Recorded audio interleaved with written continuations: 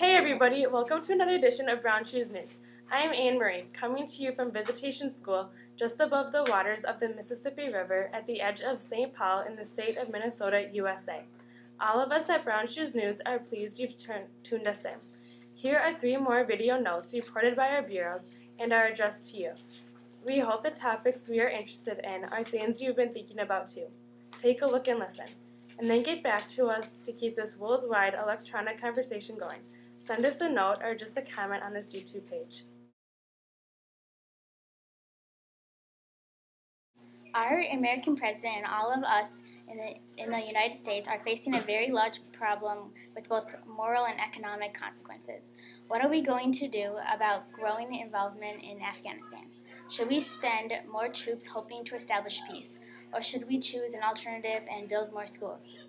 According to Nicholas Kristof in the New York Times, 20 schools could be built for the same cost of just one additional soldier stationed in Afghanistan for a single year. As with any ideas, controversy has sprung up. To some, it is irrational to think that you could successfully build and use a school in a war-torn country. Since last year, our presence in Afghanistan has greatly risen. But even with the new flow of troops, there have been more American and Afghan casualties, and the opposition seems to have gotten stronger too. On the other hand, Bangladesh, a country in South Asia, which separated from Pakistan in 1971, has made progress since the U.S. has been providing aid for education. There are now more girls in high schools than boys, and more women are joining the labor force.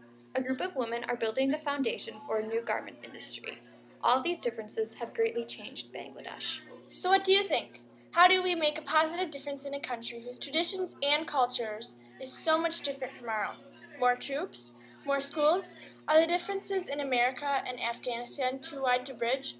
Let us know what you think. Send us a note to ssandell@visschool.org, ssandell@visschool, VISCHOOL.org, or use the YouTube page to register a comment. This is Rachel, Allison, And Lily, reporting for the Brown Shoes News Service at Visitation School in Mendota Heights, Minnesota, alongside the Mississippi River in the USA.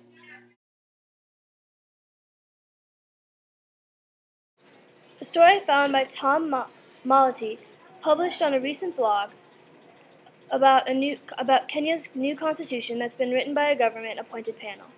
The panel had a long list of goals. They wanted to accomplish avoiding political violence, eliminating ethnic-based parties, sharing power between the president and the prime minister, introduce the idea of a Supreme Court, elect regional governments, and allow dual citizenship. Political trouble in Kenya started in 2005 with the previous constitution and continued when tensions exploded after the 2007 elections, and more than 1,000 people died as a result of the violence. Most parties back then were ethnic-based, and the leaders depend on support from their ethnic group. This constitution proposes to stop that and to find a way for the president and prime minister to share power. Writing a new constitution is a difficult job. You have to try to balance all the interest of the groups in a way that gives people a voice in the government, and at the same time retain the power and authority in government to actually get something done. The newspaper story sounds optimistic and positive, but will the new constitution be successful? What's your experience? If you live in a country that has a young constitution, tell us about your experiences. Do you think the Kenyans will be able to overcome their past differences? What do you think is the most difficult part of getting people to work together under a constitution to provide equality, liberty, and a genuine voice in their government? Please contact us at ssandell@visschool.org. I'm Annalise reporting for Brown Shoes News. Thank you very much for listening.